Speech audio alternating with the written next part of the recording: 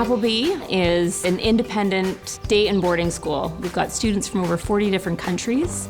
When things hit hard in March and everybody went into lockdown, it's safe to say that we were all in emergency remote learning mode. We had our core principles around wanting to have a very rigorous experience and wanting to keep people connected. And so we were looking at ways to try to hold on to that as best we could.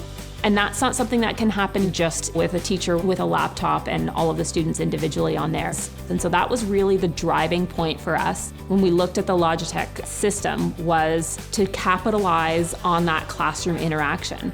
We have this model where we have half of the students in physically during the day and the other half at home. We kind of talk about it almost as if they're like the back row of your classroom.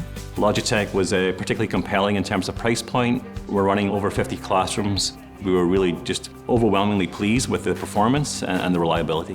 Where Logitech really won out was the user experience. Entering a room and just hitting that one button to start the meeting would immediately put teachers and faculty at ease. I remember visiting in the summer and just seeing the first HyFlex rooms start to get set up with the Zoom console and the camera and thinking, this is unbelievable. If we put in a system that's complicated and we don't have the resources in-house to support it, it would have been a nightmare for us. The sync portal gives us the status of the system online, the equipment uptime in each room, and the ability for us to push firmware updates to all the rooms remotely.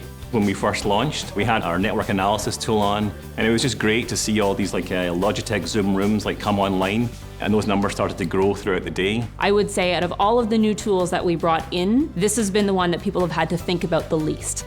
With the combination of in-class and then online learning, something to think about is how much do you value that interaction between your students and teachers.